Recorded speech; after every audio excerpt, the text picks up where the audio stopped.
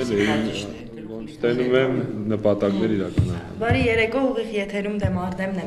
2010-11 ուսումնական տարում Ալավերդիում սկիզբ դրվեց 2 ավագ դպրոցների գործունեությանը։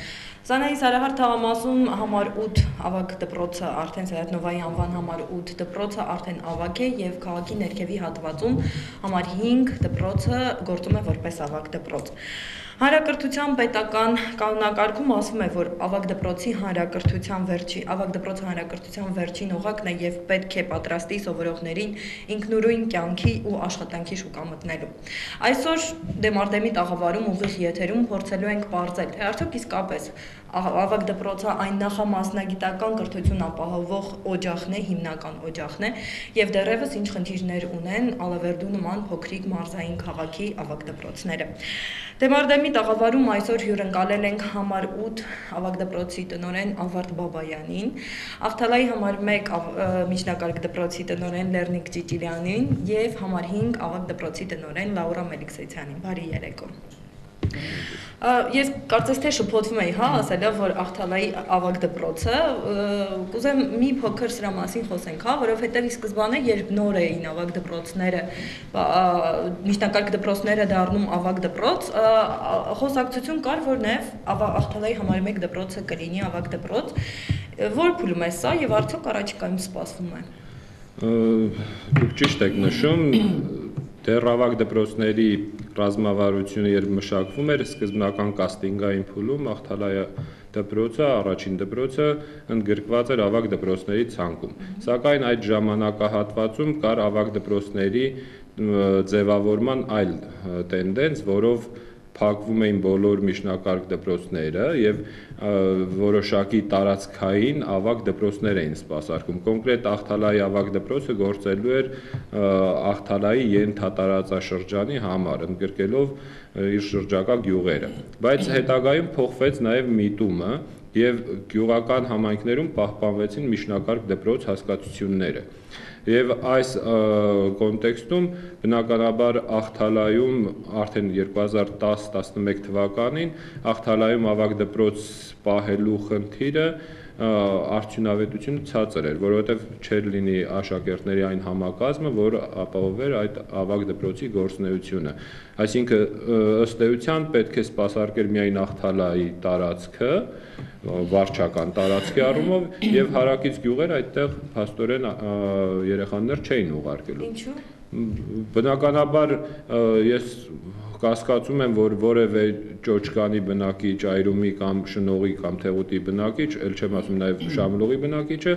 իր երեխային իր դպրոցի միջնակարգ դպրոցից կհաներ, կբերեր ավագ դպրոց։ Հետևաբար այդպիսի փաստ չէր լինի։ Այսինքն սա կարող ենք ասել, որ ինչ որ չափով նաև ավագ դպրոցը մրցակցային չէ, եւ ծնողը նախընտրում է, որ երեխան ավարտի միջնակարգ դպրոցը հետագայում բուհ ընդունվի կամ այլ մասնագիտական կրթություն ստանա, քան հաճախի ավագ դպրոց։ Ըստ էության, եթե մենք նայենք, այո, համաձայն եմ ձեզ հետ, առավել եւս գյուղական դպրոցներում, քանի որ եթե նույն միջնակարգ դպրոցը տալիս է նույն հնարավորությունը, ինչ ավագ դպրոցը, հետևաբար ծնողի համար ավելորդ ծախսային մաս է լինելու եւ ծնողը ասենք 5-6 կիլոմետր տեղափոխի իր երեխային թե ավագ դպրոց է ուղարկում, բնականաբար շահավետ չէ, երբ այդ նույն կրթությունը կարող է ստանալ իր համայնքում։ Լավ, այս առումով կուզենայի լսենք նաև ձեր կարծիքները, որպես արդեն փորձառու ավագ դպրոցի տնօրեններ, հետո մենք ունենք հարցախույս, կլսենք մեր անցորդներին, թե ինչ են կարծում ավագ դպրոցների համակարգի մասին ու կշարունակենք։ Ամենայն դեպս արդյոք ավագ դպրոցները մրցակցային են եւ հայ ծնողը նախընտրում է իր երեխային ուղարկել ավագ դպրոց, քան թե միջնակարգ։ Ընկեր Բաբայան։ Համաձայն լինելով պարոն Ճիճիլյանի հետ, հավելեմ մի միտք եւս։ Ինչու կատարվեց այդպես։ Ինչու ասենք Աղթալայում կամ որևէ այլ համայնքում քաղաքից դուրս չստեղծվեց ավագ դպրոց։ Նախ ասեմ, որ այդ առումով պատրաստ չէր նախարարությունը, կառավարությունը պատրաստ չէ դրան, որովհետև հարցը նրանում է, որ ավագ դպրոց պետք է ոչ թե ծնողը այդ 5-6 կիլոմետր կամ 10 կիլոմետրը ծնողը ինքը բերեր իր ծախսերով, այլ դրա համար պետք է այդ ավագ դպրոցը ունենար, նույնիսկ նախատեսած է հեռահար ռազմավարության մեջ, տեսլականում ավագ դպրոցների, որ նույնիսկ պետք է ունենա իր ավտոբազան, իր տրանսպորտը պետք է ունենա, պետք է նաև նույնիսկ ունենա գիշերակացի հարմարություններ, դպրոցի հաշվին ներողություն, թե դպրոցի հաշվին, բայց որովհետև այս պարագայում մենք ասենք կազմավորման փուլում է եւ միանգամից, այսինքն միանգամից ոչ թե ամեն ինչ պատրաստվեց ավագ դպրոցի համար ամենարժեշտ պարագաները պատրաստվեցին, նոր բացվեցին ավագ դպրոցները, այլ բացվեց եւ մեր գործընթացի մեջ եւ սկսեց։ Սա է պատճառը ավելի շատ։ Շնորհակալություն, ընկեր Մելքսեցյան, դուք ինչ եք կարծում եւ կան օրինակ հարևան համայնքներից համար 5 ավագ դպրոց հաճախող երեխաներ։ Ինչպես դուք նշեցիք, ավագ դպրոցը դա նախամասնագիտական 3-րդ աստիճանի կրթություն է իրականացնում։ Ավագ դպրոցի բուն նպատակը նա է, որ ճկուն մասնագիտություն է երեխան ընտրում, ինքնուրույն տանում է դրան, նրան արդեն որոշում է հիմնական կրթությունից հետո թե ուր է գալիս, որ սովորելու եւ ինչ խոսք ճիշտ ասեցիք, որ նաեւ աշխատանքի շուկա կարողանա մտնել։ Ավագ դպրոցը ունի եւ իր լիարժեք արդյունավետությունը եւ ունի բացասական կողմեր։ Բացասականը նա է, երկու խոսքով ասեմ, որ մենք պետք է հաստատագրված գումարով վարձատրվենք, այլ ոչ թե թիվ աշակերտով, որովհետեւ մտնում ենք ռիսկային գոտի, քանի որ ներքևի այս փոքր քաղաքում, այս տարածքում ունենք 2 միջնակարգ դպրոց։ Եվ հաճախում են համար 2-րդ դպրոցից այն աշակերտները, ովքեր իսկապես գալիս են սովորելու։ Չտեսնված երեխաներ եմ ընդունում։ Եվ բացասական գուցե խոսքը տեղին չեմ ասում, նաև մեկ մինուս ունի, որ մենք չունենք հնարավորություն ընտրելու այս կամ այն երեխան, ասենք ծնողը հիմնական կրթությունից հետո դիմումով քեզ դիմում է տնօրինությանը, որ երեխայից ընդունի ավագ դպրոց, բայց այդ երեխան ամբողջ կյանքը հիմնական դպրոցում թելադրությունը գրել է միայն 3-ի կամ 4-ի, նա ավագ դպրոցում ինչ պիտի անի, բնականաբար նախանգարում է նույն սովորողին, կարա երկրորդ դասից հետո վերկենա գնա, այսինքն ավագ լիարժեք ավագ դպրոց կայանալու համար շատ արգումենտներ կան, որ կարող են խանգարում են, բայց ինչ խոսք, որ արդյունավետություն է տալիս, 3 տարի է մենք արդեն գործում ենք, իր գործունեության մեջ ես համոզվել եմ, որ ճշգրիտ ճկուն աշակերտը որոշում է, բնագիտական հոսք է գնում, թե հումանիտար, դա իրեն ինչ է տալուց, եւ շնորհակալություն եմ հայտնում այն դպրոցներից, որտեղից որ գալիս են այդ աշակերտները, իսկապես խելոք, գերազանց, լավ սովորող աշակերտներ, որոնք քաչ գիտակցում են, ուր են եկել, կրթություն ստանալու, վերջ, այսինքն երբ որ կգնանք հաստատագրված գումարի, որ չասեմ ուսուցչին դու իրավունք չունես կամ ես չեմ կարող քեզ ֆինանսավորել, եթե դու մեկ առարկայի կամ մեկ աշակերտի համար մտնում ես դասարան, ասենք աշակերտ ունենք, աշխարհագրություն անդրել։ Եվ մի քանի անգամ շաբաթական նա մտնի, դպրոցասի ֆինանսավորում չկա, այդպեսի ավագ դպրոց չի կարող լինել։ Դու պիտի եւ ենթահոսքեր ունենաս, հիմնական հոսքեր եւ ենթահոսքեր։ Աշխատում ենք տանել, բայց նաեւ ես եւ 5-ը եւ 8-ը համակարգչային սարքավորումներ ստացանք, շատ ուժեղ կենտրոն ենք բացել։ Ներողություն, այս մասին կխոսենք, հա, հիմա առաջարկում եմ դիտենք մեր հարցախույզը, հետագայում կշարունակենք։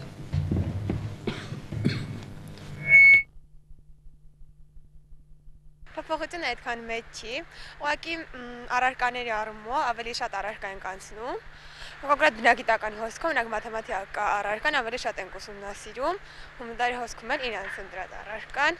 Եթե մեզ անհրաժեշտ է տվյալ առարկան ու հետագայում ուսումնասիրելու համար, ինձ թվում է ավելի հարմար է, որ մի առարկան ուսումնասիրենք ավելի խորը, քան մնացածը։ Ինչ առարկա որ դրված է եղել, դա անտեղի չի դրված, էլի անիմաստ չի դրված, էլի որ հիմա ես որոշեմ, չէ, ես ուզում եմ բժիշկ դառնամ, ես մետնանք պետքա այսինչ բաներում ավագ դպրոցում մասնագիտական, այն մնացածն էլ է պետք։ Թեկուզ եւ կյանքում չես իմանա որտեղ պետք է գա, բայց պետք է։ Ամեն դեպքում ճիշտ չի։ Ինչով է օրինակ սխալ։ Չեմ կարող իմ ամաներ ասեմ, բայց հաստատ ճիշտ չի։ Հին համակարգը ավելի ճիշտ էր, ավելի արդյունավետ էր։ Երեխան ավելի բազմակողմանի ու նորմալ գիտելիքեր ստանում։ Համաձայն եմ, եթե ավագ դպրոցը իրանց տա այն, ինչ որ իր այսինքն եթե ավագ դպրոցում իրանք այդ դպրոցականների այդ առարկաները կյուրացնեն այնքանով, որ առանձին անհատական չպարապետ։ Կարելի է ավագ դպրոց։ Ես կարծում եմ, որ ավագ դպրոցի իմաստը դրանում է։ Բայց ավագ դպրոցն ավարտելուց հետո էլ կամ մինչև ավարտելն էլ դասից դուրս են գալի դպրոցականները գնում են հատական ինչ-որ մեկի մոտ պարապում։ Իմաստը ինչու՞մն է։ Դե ավագ դպրոցը եթե գոյություն ունի, ավագ դպրոցը նախապատրաստում է նրան բուհի, ավագ դպրոցում այդ առարկաները այն ձևով պարապեն, այն ձևով անցկացնեն դասընթացները, որ նա այդ կարիքը չլինի անհատական պարապելու։ Այսպես ասեմ, մեր ժամանակ ուրեմն 1 տարի առաջ ինչքան գիտեմ որոշումն ընդունվեց, ու քանի որ մեզ մի տարի էր մնում, ավելի ճիշտ արդեն այդ տարին էլ ենք մտել, մեզ չտան ավագ դպրոց։ Միանգամից մենք ստեղ կավարտենք ու մեզանից հետո արդեն սովորողները նոր ցանկության դեպքում կավարտեն ստեղ կամ էլ եթե ցանկանում են շարունակել կգնան ավագ դպրոց։ Իսկ իմ հարցը ես ուզում եմ բարձրագույն տամ, ասես ասեմ, ու չգիտեմ, խի ասում են, որ լսել եմ, որ այդ 12-րդ դասարան սովորելը այդ ավելի է ձեռք տալի, ատեստատում որ նայում են։ Ես էլ տես որոշեցի, ասի լավ, այս տարին է կմնամ։ Ինձ թվում է, ասես կարող է ես ճիշտ չարտահայտեմ, նույն բանն է այս թվում է։ Ու կարող է շատերն անդաստիրակ թվա իմ ասածը, բայց թույլ եմ տալ ինձ ասեն, որ կրթության նախարարությունը խաղանում։ Իրոք բան, ինձ թվում է, որ էդ է։ Կարելի է ես Համեցեք, մտքի շրջը, ուրեմն այս կարծիքները, այս վերջին մտքի եւ բոլոր ասած մտքերի մասին ասեմ, այս ամեն ինչը գալիս է անտեղեկությունից, որ այսպես հակասական բաներ են ասում կամ չեն ընդունում կամ ասում են հինը ավելի լավ էր, տես ասում են տանից մեկը լիարժեք կրթությունը ստանան, որովհետեւ ուրիշ բոլոր առարկաներն էլ պետք են, սա գալիս է անտեղեկությունից։ Ես բերեմ մի փոքրիկ օրինակ, կոնկրետ։ 10-րդ դասարանում կոնկրետ մեր դպրոցում 3 հոսք կա, բնագիտական հոսք, հումանիտար հոսք եւ ընդհանուր հոսք։ Մի առարկայի օրինակ բերեմ, քիմիա։ Այն առարկան, որի ամենաշատն են երեխաների աշակերտները դրանից դժվարանում, դժգոհում այդ առարկայից։ Ուրեմն ընդհանուր հոսքում, այսինքն այն հոսքում, որ բոլոր դպրոցներում էլ կա այդ, ասենք միջնակարգ դպրոցում 10-րդ դասարանը ինչ քանակով, ինչ առարկաներ, որ ուսումնասիրում ինչ քանակի ժամով, այդ ընդհանուր հոսքը նույն ձևով ասում։ Իսկ ոնց որ միջնակարգ լինի դա, մեզ մոտ։ Նույն բանն է։ Քիմիան անցնում են այդտեղ 2 ժամով։ Բոլոր առարկաներն էլ ամենքը իրանց համապատասխան ուսպլանով բաշխված ժամերով։ Տարբերությունը գալիս է հոսքային դասարաններում։ Հումանիտար հոսքում քիմիան անցնում է 1 ժամ։ Ծրագրերն էլ են տարբեր։ Եթե ընդհանուր հոսքում երեխան քիմիան, կենսաբանությունը, հայոց լեզուն, պատմությունը սովորում է այնպես, որ չգիտես այդ երեխան, որ ավարտելուց հետո որ բուհը ցանկանա, նրան լիարժեք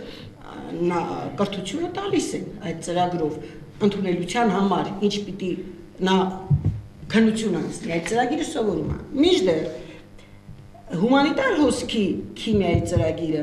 այնտեղ ոչ թե լիարժեք ամբողջ քիմիան են ուսումնասիրում, այլ ավելի շատ քիմիան կենցաղում, ավելի շատ բնապահպանություն, այնպիսի քիմիա, որ պետք է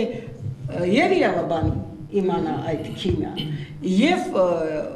պատմաբանին, եւ բժշկին բոլորին, էկոլոգիական հարցեր, արտադրության մեջ, կենցաղում քիմիան։ Այսինքն նրանց թվում է, թե եթե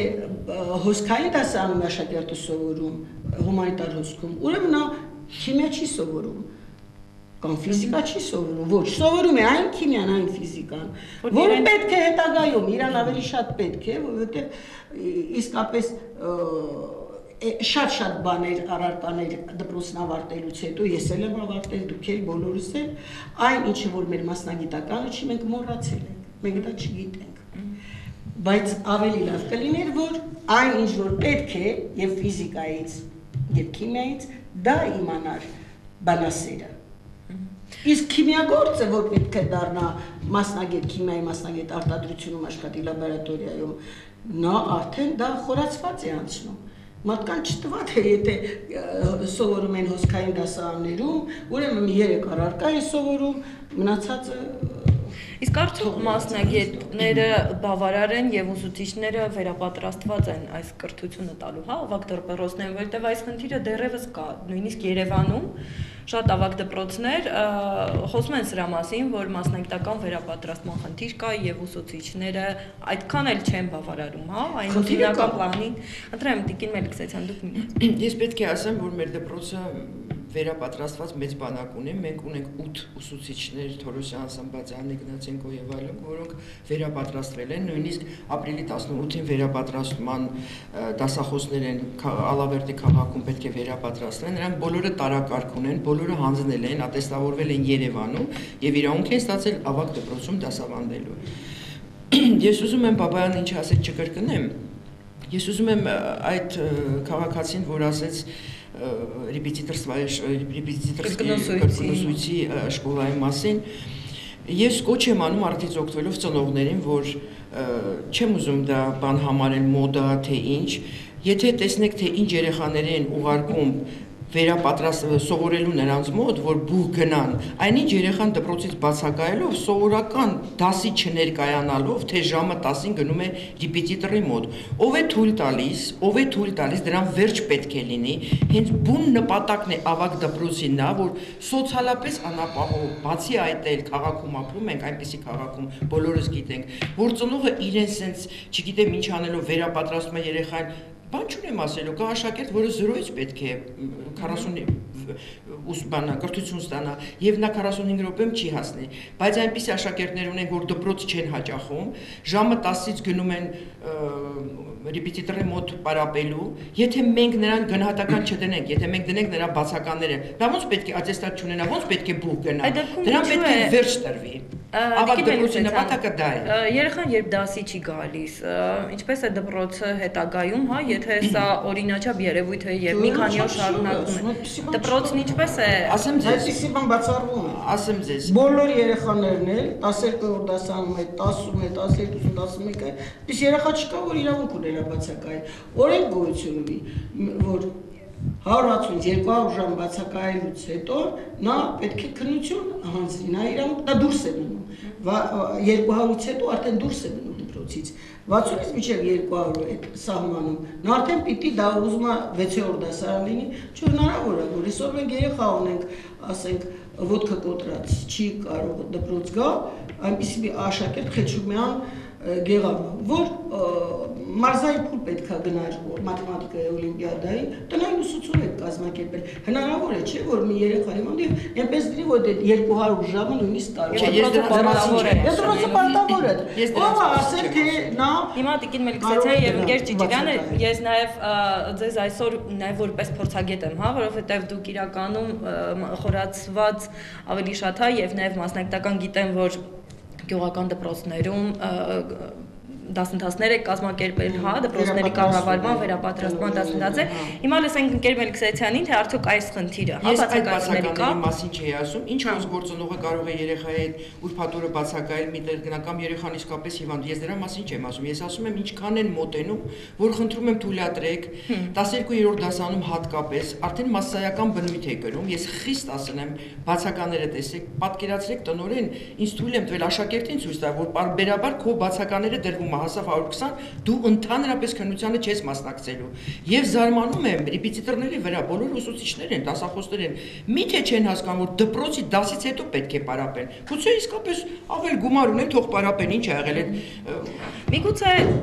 այս հարցով ձեզ դիմենք ընկեր Ճիճիգյան, միգուցե ավագ դպրոցի ուսումնական պլանը չի համապատասխանում բուհ ընդունվելու այդ պլանի հետ եւ դրա համար դիմում են կրկնուսույցի օգնությանը։ Ուրեմն ես փորձեմ վերհանված հարցերին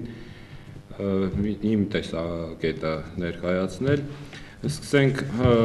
ուսուցիչների վերապատրաստման հետ կապված, ավագ դպրոցներում բոլոր ուսուցիչները պետք է վերապատրաստվեին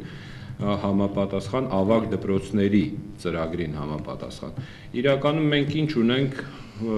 մեր իրականության մեջ ունենք մի քայլ առաջ են գնացել, ստեղծեցինք ավագ դպրոցներ, բայց դրան համապատասխան մասնագիտական կազմը նոր ենք մտածում, վերապատրաստել եւ այլը, որը կարելի էր սկզբից ունենալ մասնագետ, հետո նոր ավագ դպրոց։ Այս առումով ստացվեց հետևյալը, ունեցանք ավագ դպրոց, ինչ առումով։ Գուցե մի քիչ կոշտ գնահատական հնչի իմ գնահատականը, բայց ընդամենը նրա, այսպես ասենք, անունը փոխվեց։ Դպրոցի վրայից հանեցինք օրինակ թիվ այսինչ դպրոցը եւ կպցրեցինք թիվ այսինչ ավագ դպրոց։ Այսինքն անունը փոխեցինք, էությունը չփոխեցինք, որակը չփոխեցինք։ Հիմա ես ասեմ, ինչ պետք է լիներ։ Նախ պետք է բոլոր ուսուցիչների հետ լուծվեր պայմանագրերը։ Եթե մենք ուզում ենք որակով ավագ դպրոցի ուսուցչական կազմ լինել, ապա լուծվեր պայմանագրերը, հայտարարվեր մրցույթներ ավագ դպրոցի բոլոր առարկաների համար եւ ընտրվեին լավագույն ուսուցիչները։ Առավել եւս, եթե մենք հանրակրթության մասին օրենքն ենք նայում, այնտեղ նշված է ռազմավարական ծրագրով, որ 18 թվականից հետո ավագ դպրոցներում միայն մագիստրոսի կոչումով ուսուցիչները իրանք ունեն աշխատելու։ Ինչի համար մինչև 18 թվական մենք ավագ դպրոցները ասենց, չգիտեմ, մի բարձի թողի վիճակում ենք թողնում։ Կարելի է, ես հասկանում եմ, ժամանակ են տվել, որ 5 տարվա ընթացքում բակալավրի կոչումով ուսուցիչները ձեռք բերեն մագիստրոսի կոչումներ, բայց 5 տարի շատ է։ Այսինքն համարում եք, որ երեխան մեր անցորդներից մեկը, որը նաև դպրոցական էր, ասաց, որ կրթության նախարարությունը ինչ որ ձևով խաղ է անում, հա? Սրա հետ համամիտ է։ Ես չասեմ խաղ է անում, բայց վերեք այսպես մեկնաբանենք, մենք փորձում ենք աշխարհից հետ չմնալ, բայց աշխարհից հետ չմնալով չունենք նաև համապատասխան միջոցները, որ աշխարհին հավասար քայլենք։ Սրա հետ կապված նաև կրկնուսույցների հետ կապված, ես միանգամայն համաձայն եմ իմ գործընկերների հետ, որ կրկնուսույցները նորից կոպիտ երևի կհնչի, քանդում են դպրոցը, ոչ միայն ավագ դպրոցը, այլ ընդհանրապես հանրակրթական դպրոցը։ Եվ կարող եմ թվարկել կրկնուսույցներ, ովքեր դպրոցում 6 ժամից ավել դաս չեն վերցնում, որովհետև իրանց դպրոցը չի հետաքրքրում, իրանց հետաքրքիր է 6 ժամ դպրոցում լինեն, իրենց բանակը հավաքեն մասնավոր պարապմունքի եւ ընդամենը դրանով քանդեն դպրոցը։ Շատ անգամներ հանդիպել են կրկնուսույցներ, որոնք ինձ մեղադրում են, ասում են, ինչի երեխային չես թողում գա պարապմունքի։ Բայց ինչի թողնեմ, ուզում ես պարապես երեխայի հետ, պարապիր ժամը 3-ից հետո։ Ընկեր Ճիճլյան, միգուցե սա ինձ նրանից է, որ ասում եք, որակական փոփոխություն չկա եւ իհարկե ծնողը նախընտրում է դիմել կրկնուսույցի օգնությամբ։ Կներեք մի հարց այստեղ, ավագ դպրոցի ֆունկցիան հենց կրկնուսույցի հետ կապված կայանում է հետեւյալում։ Մենք դպրոց պետք է ստեղծենք այնպես, որ աշակերտը ինքը ուզենա գալ ավագ դպրոցում բուհին նախապատրաստվի։ Ոչ թե կրկնուսույցի մոտ եւ ծանրուտ հետևանի, որն է ձեռնտու իրեն, եթե դպրոցը տալիս է ամբողջ ավագ դպրոցը տալիս է ամբողջական գիտելիքների բազան, որի հիման վրա ինքը պատրաստ կգտնվի ընդունելության քննություններին, ապա նա կընտրի դպրոցը, եթե չի տալիս դպրոցը այդ բազան, նա կընտրի կրկնուսույցին։ Ավելին ասեմ, նույն բացակայությունների հետ կապված պետք չէ պարտադրել երեխային դպրոց գալը։ Մենք գնում ենք այսպես ավելի պարտադրանքի մեթոդով։ Մենք պետքա դպրոցը հաճելի դարձնենք, դպրոցը գիտելիք տվող դարձնենք, որ երեխան էլ գիտենա, որ այդ տեղը գիտելիքը ստանում եւ կրկնուսույցի մոտ գնալու կարիք չունի, այն ժամանակ բացակայության խնդիր չի լինի։ Եվ հարցնշումը բացակայության խնդիրը անհանգստացնում է որևէ դպրոցի։ Ինձ անհանգստացնում։ Ինձ չի անհանգստացնում։ Մենք մասսայական բացակայություն չունենք 10-ում, 11-ում, 12-ում։ Միայն խնդիրը 12-րդ դասարանում է, որտեղ 20 երեխա պարապում են նաև։ Եվ կոչ եմ անում նորից ռեպետիտորներին չհամարձակվել ժամը 10-ին 11-ին աշակերտ կանչել։ Ճիշտ ասես Լեռնիկը, մի քանի ժամ վերցնում են հետագումը եւ հետից հրավիրում են։ Չէ, ես 10 տարի տնօրեն եմ, միշտ այդ խնդիրը կա։ Այդ խնդիրը մի Չէ, գիտեք ոնց, ասեմ ձեզ, ասեմ հետեւյալը, նախ մեր ծնողները մոդայի հետևից են ընկնում։ Մեր ծնողները շատ անտեղյակ են դպրոցից։ Բացարձակապես։ Այսօր ավագ դպրոցում, եթե հոսքային դասարանում, որտեղ խորացված աշակերտը ուսումնասիրում է մաթեմատիկա, եւ այդ մաթեմատիկան 8 ժամ սովորում է, ինչը ասում է մաթեմատիկայի 8 ժամվա պարապմունքը թող, իհարկե չեն կարող թողնել, ու գնա այդ պահին մի ուրիշ ուսուցչի մոտ մաթեմատիկա պարապի։ Երբ այսօր աշակերտը կոնկրետ դասի տվյալ թեման չի սովորում, այդ գործը թողած գնում է։ Պատահել է այսպիսի դեպք, որ մաթեմատիկայի գրավոր աշխատանքից մաթեմատիկան ռեպետիտորի մոտ պարապող աշակերտը չի կարողացել գողականը գրի։ Հարցնում եք, չէ՞ որ դու պարապող աշակերտ ես, ասում է մենք դեռ այդտեղ չենք հասել։ Լավ, հիմա ընկեր Բաբայան, ձեզ հարցը ուղղված, հեռուստադիտողն է հարցնում, ձեր կարծիքով համառոտ դպրոցի շրջանավարտները քիմիա առարկայից միջինը քանի միավոր կարող են հավաքել բու ընդունվելու ժամանակ։ Սա հենց ձեր խոսքի շարունակությունն է։ Որ այսօրվա 12-րդ դասարանցիների մասին է խոսքը, թե նրանց մասին, ովքեր հոսքային դասարանում են սովորում։ Կարծում եմ հոսքային դասարանում, եկեք երկու հարցում նշված չէ, բայց երկու դեպքն էլ քննարկենք, հա, հոսքային դասարանը ավարտածները, հա, ավագ դպրոցի ավարտածները, շրջանավարտները եւ նաեւ 12-րդ դասարանի։ Ուրեմն 12-րդ դասարանի շրջանավարտները այսօր այն աշակերտները, չգիտեմ այնտեղ քիմիա հանձնող կլինի թե չի լինի, բայց անպայման այն աշակերտը, ով իսկապես նպատակ ունի, որ քիմիայից ընդունելության քննություն, այսինքն միասնական քննություն պիտի տա, անպայման նվազագույնը 10 միավոր կապահով։ Սա մեկ ուղիղ հարցին ուղիղ եմ պատասխանում։ Իսկ այն աշակերտը, որ այսօր սովորում է հոսքային դասարանում, չի կարող։ Ինչու՞։ Որովհետև ես քիմիա առարկան մեր հոսքային դասարանում մենք չենք խորացնում։ Որովհետև այդ նշվեց փաստը, գաճաճ դպրոցները վտանգավոր են ավագ դպրոցի դեպքում, որովհետև բացի հոսքը պիտի ենթահոսք ունենալ։ Եթե ընդհանրապես դպրոցում կա մի բնագիտամաթեմատիկական դասարան հոսքային, որտեղ սովորում են 14 աշակերտ, 14 աշակերտների հիմնական ցանկությունը ֆիզիկան եւ մաթեմատիկան է, որտեղ մենք մետալուրգիական քաղաք ենք քաղաքը, եւ երեխաներն ավելի շատ պոլիտեխնիկական ուզում են մետալուրգներ դառնան, լեռնագործներ դառնան եւ այլն։ Եվ նրանց ընդունելության քննությունը անհանգստացնում է կամ ֆինանսիստներ դառնան, չէ՞, պահանջված կամ ծրագրավորողներ դառնան։ Այստեղ արդեն ֆիզիկայի եւ մաթեմատիկայի պահանջ կա, որ սա խորացվի։ Եւ խորացնում ենք մենք այդ դասարանում 10-րդ դասարանում էլ 11-ում էլ մաթեմատիկան, ֆիզիկան, օտար լեզուն, հայոց լեզուն։ Որտեղ սրանք են պետք նրանց։ Մենք պիտի ունենանք առնվազն ամենակիչը 12 աշակերտ, այսինքն 14-ին պլյուս մի 12 աշակերտ էլ պիտի լիներ, որոնք էլ ցանկանան քիմիայի գծով սովորեն կամ քիմիականը ավարտեն կամ բժշկական գնան եւ այլն, որոնց պետք լինի քիմիա եւ կենսաբանություն առարկան, այս պարագան մենք ստեղծում ենք ենթահոսք։ Բնագիտական մաթեմատիկայի մի ենթահոսքը խորացնում է ֆիզիկան եւ մաթեմատիկան, մյուս ենթահոսքը կենսաբանությունը եւ քիմիան։ Բայց այս պարագայում, որ իսկապես Ալավերդի քաղաքում երկու ավագ դպրոց պետք չէ, ես նախորդ եթերի ժամանակ եմ սա ասել, պետք չէ, ես դա ասել եմ նաև կրթության գիտության նախարարության աշխատակազմի ղեկավար Խազարյանի ընդունելության ժամանակ, երբ արդեն որպես ավագ դպրոցի տնօրենից հրավիրեցին մոտ, եւ ես ուղիղ նրան ասել եմ, ինչու դուք չհետաքրքրվեցիք, չզրուցեցիք մեր մարզի, մեր քաղաքի մի քիչ ավելի փորձառու տնօրենների հետ, ինչպես անել։ Այս ձևով ճիշտ չի, գաճաճը ուզում է միջնակարգ լինի, ուզում է ավագ լինի, հատկապես երբ մենք աշակերտ թվով ենք ասելով փոքր աշակերտ։ Փոքր, գաճաճ, իհարկե։ Եթե նա 100 աշակերտ ունի, նա ինչ դպրոց է։ Կամ եթե այսօր 55 աշակերտ կա 10-րդ դասարանում, որից բացել ենք, ասենք, 14 հոգով բնագիտական հոսք, մի 20 հոգով հումանիտար, մի 22-ով էլ ասենք ընդհանուր հոսք, սա նշանակում է դա դեռ գաճաճություն, դեռ փոքր է։ Խնդրեմ, ինչ վերաբերվում է հոսքերին, ուրեմն ինչ է օրենքը նախատեսում, չէ՞։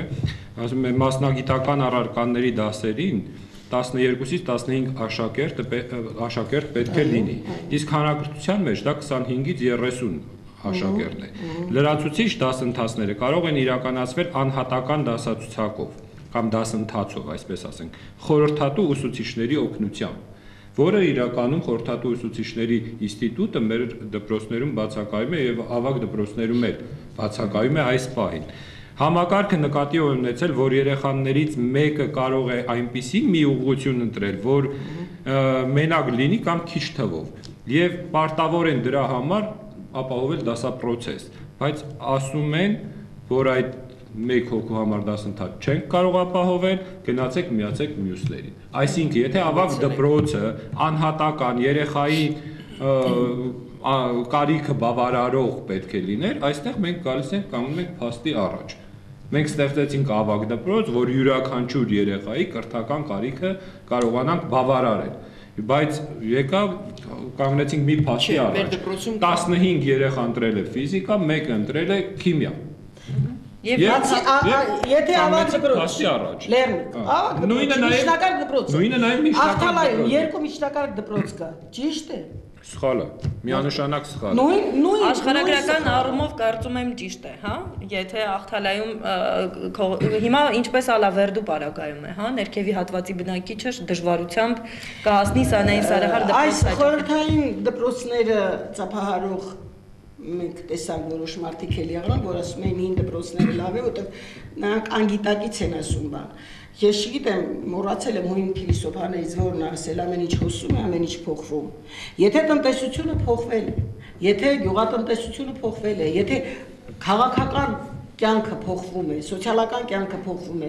ինչ է, դպրոցը պիտի մնա նույն, դպրոցը պիտի փոխվի։ Դպրոցը քարշ չի գալու տնտեսության։ Այսօր մենք խնդիր ունենք, որ ընդհանրակը տնտեսությունը պիտի լինի գիտելիքահեն։ Այսօր կառավարությունն առաջ խնդիր ունի դրած, որ պարտադիր կրթության շեմը բարձրացվի, ոչ միայն 9-ամյա կրթություն, այլ ժամանակի ընթացքում դա պետքա լինի 12-ամյա լրիվ կրթություն, սա է դառնալու շեմը։ Հարցը ինչու՞մն է, որ օրենքը մեջ են բերում, օրենքը չեն գրում այս տարվա համար, օրենքը գրում են նաև ռազմավարություն է օրենքը, ոչ թե տակտիկա, այլ ռազմավարություն։ Այսօր այդ վերջնանպատակին հասնելու համար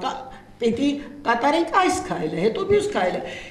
Ով է ասել, թե այսօր միջնակարգ դպրոցները կամ խորհրդային տարիների միջնակարգ դպրոցը, խորհրդային տարիների տնօրեն եմ ես է,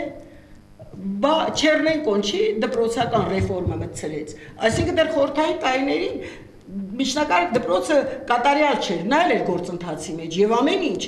ով կարող է ասել, թե ինչ որ մի բան վերջացավ, հասավ իր վերջին սահմանին, այդպես վերջին սահմանին հասնել չկա, ամեն ինչ գործընթաց, ամեն ինչ պիտի աճի, ամեն ինչ պիտի զարգանա, այն եթե այլևս չի զարգանում, մեռնում է ուրեմն։ Լավ, շնորհակալություն, Գերշ Մելիքսյան։ Այստեղ որ կարդաց, պարոն Շիրոյան, ուզում եմ ասել, որ 12-րդ դասարանում մենք բնագիտական 4 խումբ ենք բացել եւ աշխարհագրության համար, եւ ֆիզիկայի, եւ կենսաբանության, եւ 10-րդ դասարանում 12-րդ դասարանում 12-ում բացել ենք, մեր դպրոցում կա եւ վերապատրաստված խմբային անհատական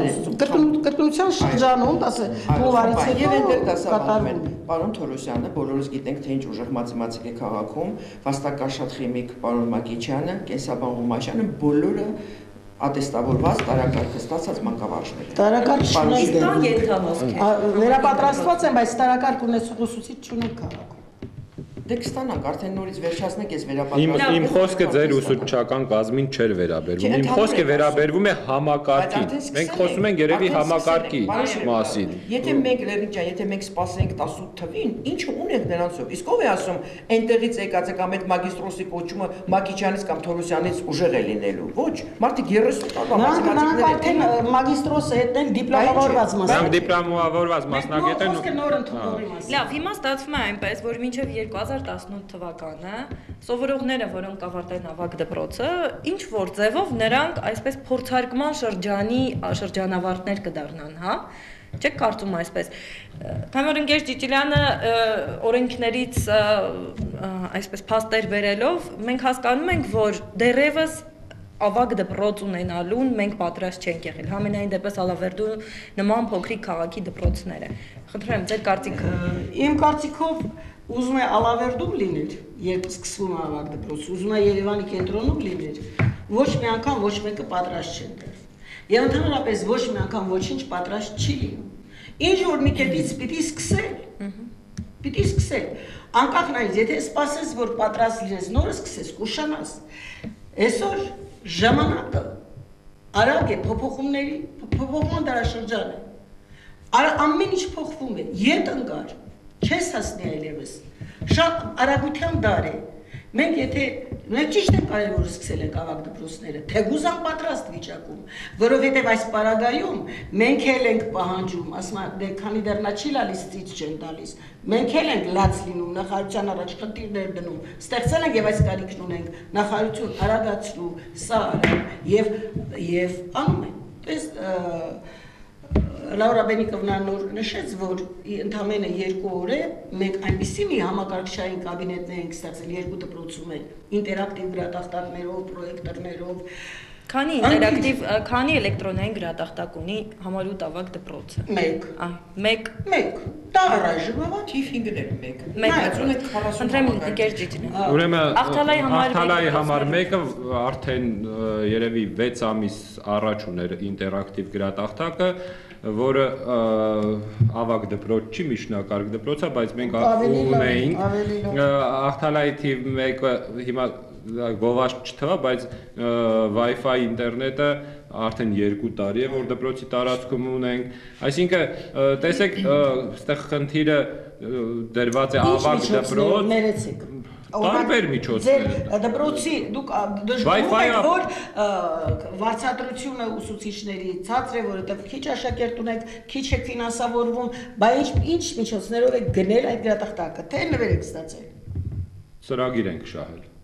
Այսինքն դպրոցի միջոցների հաշվին չի եղել։ Դպրոցի միջոցների հաշվին չի եղել։ Իսկ մենք ստացել ենք հենց կառավարությունն է մեզ տալել, ինքը ստեղծել է ավագ դպրոցը, հիմա ավագ դպրոցի օժանդակում է։ Շատ ուրախ եմ, որ կառավարությունը հատկացրել է եւ հիմա ինչ վերաբերվում է փորձարկման շեմում ենք, թե փորձարկման շեմում չենք։ Ես գտնում եմ, որ մեր կյանք ամբողջությամբ փորձարկում է։ Կրթությունը առավել եւս պետք է հարատև փորձարկման մեջ լինի։ Քարացած կրթությունը դա կրթություն չենք կարող համարել։ Եվ մենք լսեցինք խորհրդային դպրոցի նոստալգիկ ուրեմն եզրահանգումներ, նշեմ, խորհրդային դպրոցը շատ լավ դպրոց էր։ Վերցված էր գերմանական մոդելից, ընդ որում խորհրդային դպրոցի մոդելը դա Գերմանիայի կրթական համակարգն էր։ Ցավոք սրտի Գերմանիան իր պատմության ընթացքում այդ մոդելը զարգացրեց, ավելացրեց, խորհրդային միությունը դոգմատիկ քարացած պահեց այդ դպրոցը։ Արդյունքում ունեցանք այն, որ մեր դպրոցը, խորհրդային դպրոցը չզարգացավ, համաշխարհային աճի տենդենսին գերմանական դպրոցը զարգացավ։ Եվ հիմա երբ ասում են խորհրդային դպրոց, ապա խորհրդային դպրոցը տալիս էր ակադեմիական գիտելիքների մեծ պաշար, որը պրակտիկայում չեն կարողանում օգտագործել։ Մեր առջև այսօր խնդիր է դրված։ Դուք իմանալով աղքատ եք, մենք կարողանալով հարուստ ենք։ Մեր առջև խնդիր է դրված զարգացնել, այդ տեսեք ասում ենք ավագ դպրոցի ֆունկցիան որն էր, կյանքին պատրաստ քաղաքացու ձևավորումը, չէ՞։ Այսօր նույն այս պարագայում էլ ուսումնական պլանների հետ ես համաձայն չեմ այն առումով, որ շատ է նորից շեշտը դրված տեսական գիտելիքի վրա։ Ինչ է նշանակում 12-րդ դասարանում 34 ժամ ակադեմիական դասաժամ։ Ինչ եք առաջարկում։ Սա բավականին ծանր է։ Առավել եւս երկրորդ կիսամյակում, երբ նրանք նախապատրաստական շրջանում են քննաշրջանին, այնտեղ նորից 34 ժամ։ Ես օրինակ առաջարկում եմ ակադեմիական ժամերի քանակը պետք է նվազեցվի 20 ժամի հասցվի, 20-24 ժամի։ Մնացած 10 ժամը, 10-ից 14 ժամը, դրանք պետք է լինեն գործնական հմտությունների ժամեր։ Եվ արդյունքում ստացվում է, որ այս ծանրաբեռնված ակադեմիական ժամերով մենք երեխաներին փաստորեն ինչ որտեղ նաև հետ ենք տանում։ Ինչպես եթե շատ դպրոցներ չունեն ֆիզիկայի, քիմիայի, կենսաբանության լաբորատորիաներ եւ գործնական աշխատանքներ կազմակերպելու համար։ Գործնական լավ խնդիր է առաջ քաշում, բայց այստեղ նորից ունենք մենք համակարգային լուրջ խնդիր։ Մենք բոլոր դպրոցները լիցենզիա են ստացել նախարարության կողմից, լիցենզիայում տրվում է առանձին չափանիշներ, որ պետք է ունենա լաբորատորիա, պետք է ունենա այս տարածքային տարածք, Եվ այս հարցը ես նույնիսկ բարձրացրել եմ ավելի բարձր ատյաններում եւ ասում եմ, եթե մենք չէինք համապատասխանում այդ պայմաններին, ինչ եք մեզ լիցենզիա տալիս։ Նույնը նաև ավագ դպրոցին, երբ ավագ դպրոցը պետք է ունենա ավելի մասնագիտացված լաբորատորիաներ խորացված, բայց արդեն ունեն լիցենզիաներ։ Իսկ ծնողը մեզանից պահանջում է, ասում է դուք լիցենզավորված կազմակերպություն եք եւ պետական չափորոշիչով ունեք պետական չափորոշիչ, բարի եղեք իմ երեխային տալ համապատասխան։ Հիմա կա համար 5 դպրոցում լաբորատորիաներ։ Ուրեմն սկսեմ նրանից, որ ավագ դպրոցը ճիշտ է։ Տիկին Բաբայանը ճիշտ ասաց, մենք մեր գործունեությունը սկսել ենք 3 տարի եւ ոչ թե պետք է ասել քայլ առ քայլ, այլ շատ արագ տեմպերով հատկացվեց 18 համակարգիչ, 10 ունենք, արդեն 30-40 համակարգիչ, լաբորատոր սարքավորումներ ստացել ենք, 1 ամիս հետո նյութեր ենք ստանում,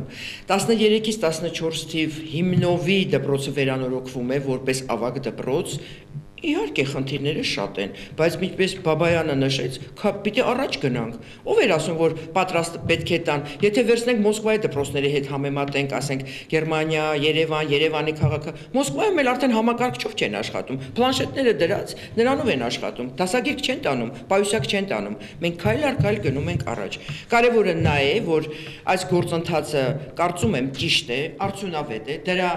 վառ ապացույցն է մեր օլիմպիադայի թիվ 5-ի տված աշակերտների ցուցանիշները։ Ես պարբերաբար դասալսումներ ստուգում եմ, ինչպես են մեթոդ միավորումները աշխատում, էլ պետք է այստեղ հենց նշեմ, որ 2 անգամ արտաքին ստուգումներ են իրականացվել ԳԹԿ-ի կողմից, ինչի՞ չէ, թերություններ էլ կան, լայն էլ կա, այսինքն իրանք պահում են ավագ դպրոցը, աշխատում են։ Եվ այստեղ մի բան էլ ասեմ, ծնողը չի կողմնորոշվում, տանում է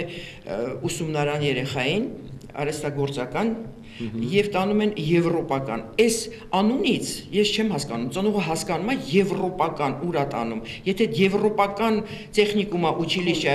քոլեջը իմ հարևանությամբ ամբողջ օրը իմ բակից սկսում են մեր բիսեդկայից։ Սկսեցինք, քանի որ եվրոպական քոլեջից այստեղ ներկայացուցիչ չունենք, խնդրում եմ չմասնավորեցնենք, հա, խոսենք ընդհանուր։ Ես խոսում եմ ճիշտ է ուսումնարանների գործնեությունը, ուսումնարանի, որտեղ իմ վատ սովորող երեխան, մեր քաղաքը դրա կարիքը շատ ունի, գնա արհեստ սովորի։ Հիմա համար 5 դպրոցում կան ֆիզիկայի, քիմիայի լաբորատորիաներ։ Իհարկե գործում են։ Իհարկե գործում են, ֆիզիկայի ունենք լաբորատորիա, քիմիայի ունենք,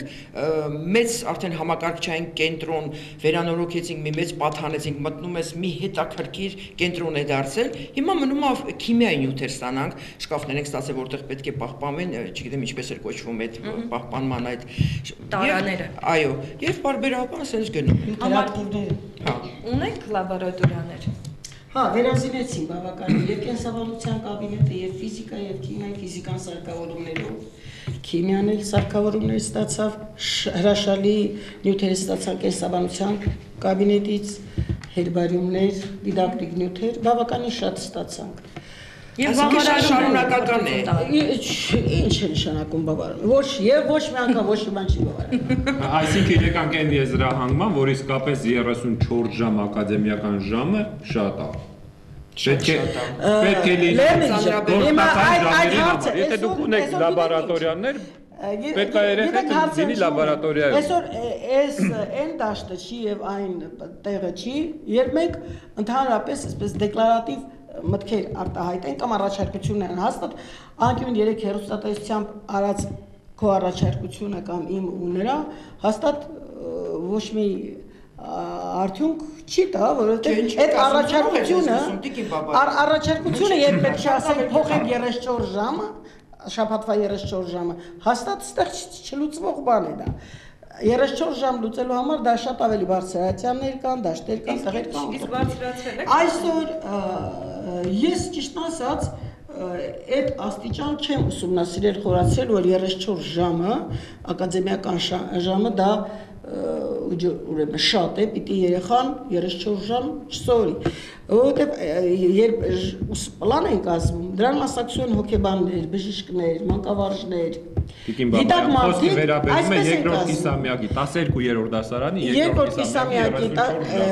երկրորդ կիսամյակի եթե մի առաջին կիսամյակում գտել են, որ նա պետք է շաբաթական 34 ժամ դպրոցում կրթություն ստանա, դասաժամ 34 ժամ, ապա ինչու հունվարից հետո պետք է այդքան չստանա։ Որովհետև նրան ավելի ազատ ժամանակ է պետք իր քննություններին պատրաստվելու։ Այդ ազատ ժամանակ, այդ 34 ժամը այդ դպրոցում է պատրաստվում։ Այո, դպրոցում է, բայց ոչ ակադեմիական դասապրոցեսում։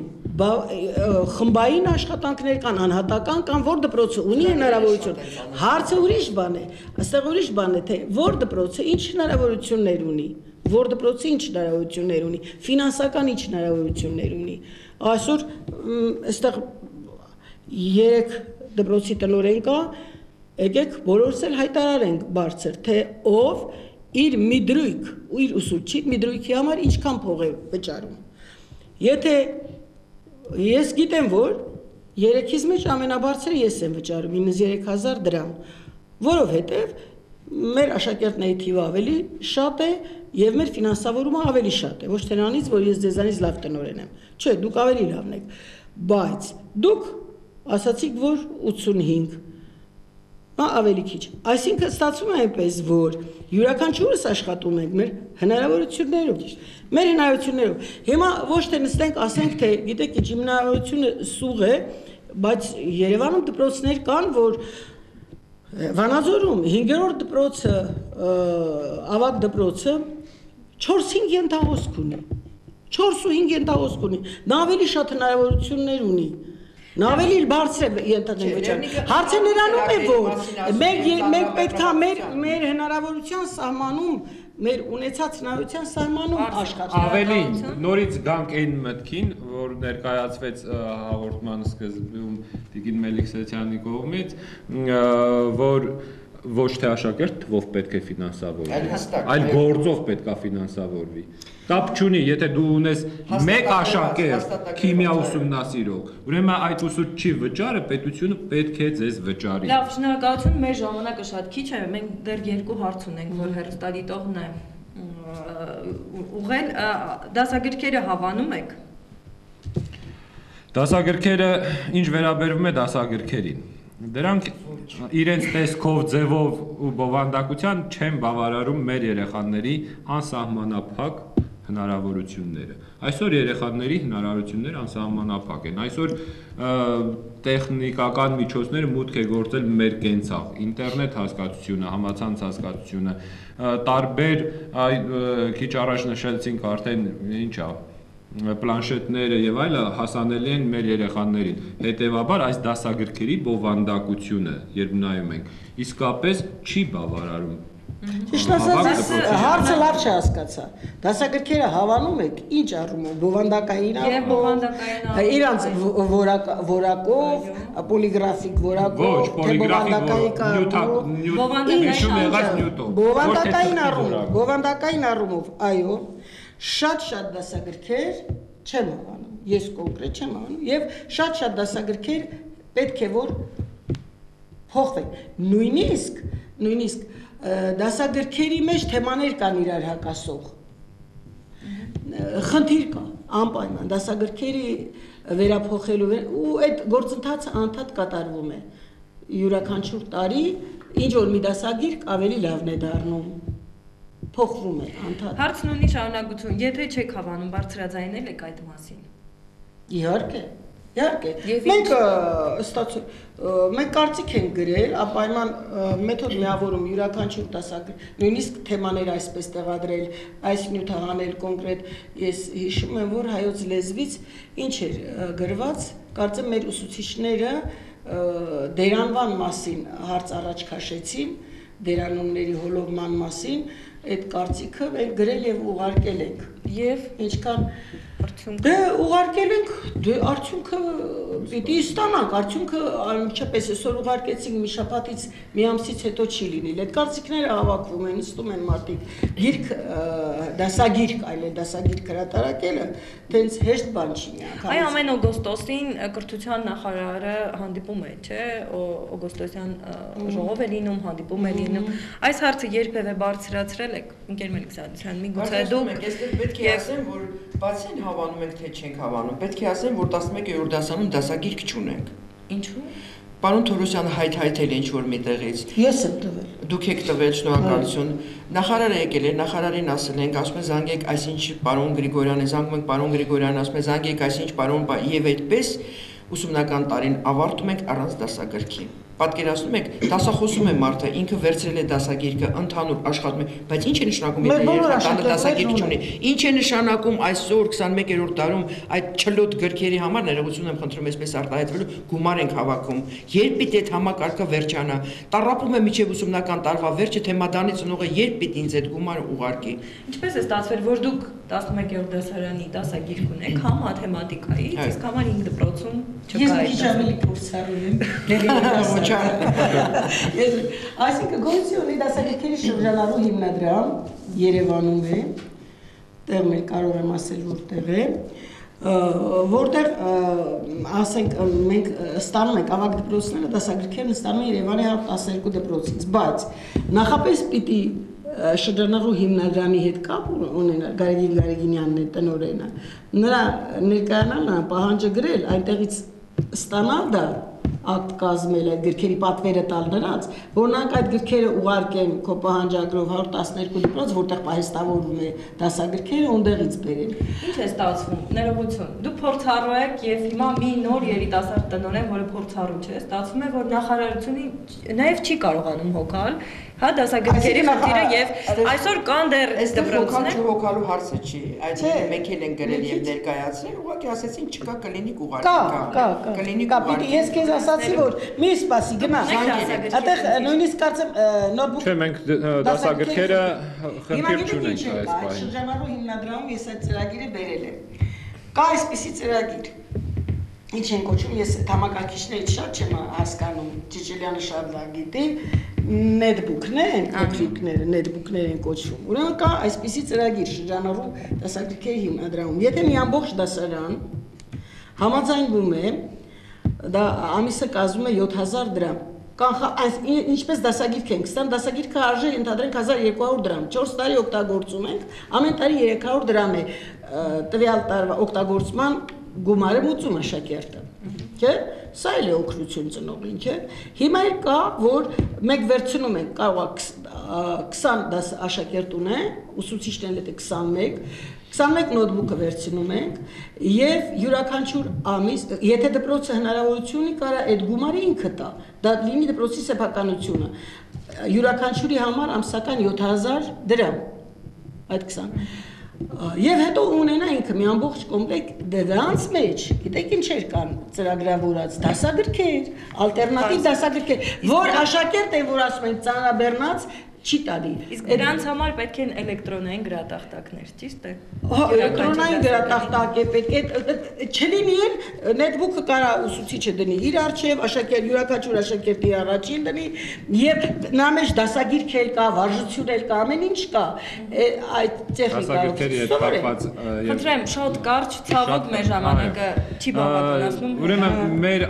համընդհանուր ցավն է դասագրքերին կարճած լինելը։ Ուսուցման մեջ դասագիրքը ցավոք սրտի դարձել է առաջին գործիքը, բայց պետք է մենք դասագրքին նայենք որպես եւս մեկ գործիք ուսուցման մեջ։ Եվ մենք ամբողջությամբ կարճում ենք դասա, հաճախ եմ լսում ուսուցիչն ասում է, այս դասագիրքը այսպես, այն դասագիրքը չկա, այն մյուսը կա։ Մենք ունենք ծրագիր, այդ ծրագրով կարող է թեման լինել եւ դասագրքից, եւ այլ աղբյուրներից, եւ այդ համակարգչային ծրագիրը ճիշտ է, լավ ծրագիր է, բայց այսօր մեր հանրության, մեր ժողովրդի համար առավել եւս մարզերում դա թանկ է։ Ամեն ամիս ծնողը, սոցիալապես անապահով ծնողը ամեն ամիս 7300 դրամ վճարելը, դա Լավ, շնորհակալություն, ընկեր Ճիճիլյան, վերջին հարցը հեռուստադիտողը հարցնում է ձեզ է ուղված, թե մաթեմատիկայի ուսուցիչ գտել եք վերջապես, թե ոչ։ Ոչ։ Մաթեմատիկայի ուսուցիչ չեմ գտել։ Ցավոք սրտի։ Եվ պատրաստ ենք, խնդրեմ։ Կանցնեն մի քանի տարիներ եւ մանկավարժի շով կլինի։ Ոչ միայն դուք, շատերը, որտեղ այսօր մանկավարժին շատ ցածր են վարձատրում, մինչդեռ շատ է չարչարվում աշխատում։ Ուրեմն մենք ունենք հակասություն։ Հայաստանի Հանրապետությունում ունենք 23000 ուսուցչի դրույք։ Աշխատում են 46000 ուսուցիչ այս պահին։ Թվում է թե մենք ավելցուկ ունենք, բայց իրականում նաև ունենք պակաս, որովհետև չունենք ուսուցիչների բանկ հասկացությունը եւ նպատակային ուղղորդումը ուսուցիչների։ եւ արդյունքում ստացվում է, որ որակյալ ուսուցիչները ինչ որտեղ կուտակված են քիչ ժամերով եւ շատ դպրոցներ ունեն մասնագետների պակաս։ Արդյունքում նաեւ ստացվում է, որ այդ պակասող դպրոցներում մենք հարցը լուծում ենք ոչ մասնագետների մասով, հարցը լուծում ենք նաեւ Ինչու՞ չէ, ցավոք սրտի մեր իրականության մեջ դպրոցները դարձել են աշխատատեղ ապահովող գործիքներ, նպաստ տվող գործիքներ։ Եվ այս համակարգում կրթության լուրջ որակ ակնկալել ցավոք սրտի հնարավոր չէ։ Ցավոք այս ոչ այնքան դրական նոտայով ենք ավարտում մեր այսօրվա եթերը։ Շնորհակալություն շատ հետաքրքիր քննարկման համար եւ նաեւ ինչու՞ չէ խնդիրների մասին խոսելու համար։ Իսկապես այս տաղավարում խնդիրները չեն լուծվում, սակայն շատ կարեւոր է կարծում եմ, որ խնդիրները բարձրաձայնվեն եւ ինչ որ ձևով նաեւ համապատասխան մարմինները փորձեն հետեւողական լինեն։ Շնորհակալություն մեր հրավերն ընդունելու համար։ Դեմարդեմը գրքին եթերում կլինի մարտի 22-ին, Դեմարդեմի ուղիղ եթերում մեր հյուրն է Ալավերդու քաղաքապետ Արտավազդ Վարոսյանը։ Ձեր հարցերը նախապես եւ նաեւ եթերի ընթացքում կարող եք ուղղել 33056 հեռախոսահամարով, խոսելու ենք Ալավերդու խնդիրների, քաղաքապետարանի առաջիկա ծրագրերի մասին։ Ձեզ հաճելի հանգստյան օրեր եմ մաղթում, միշտ հիշեք, որ Դեմարդեմն աշխատում է ձեր ձայնը լսելի դարձնել, առողջ եղեք։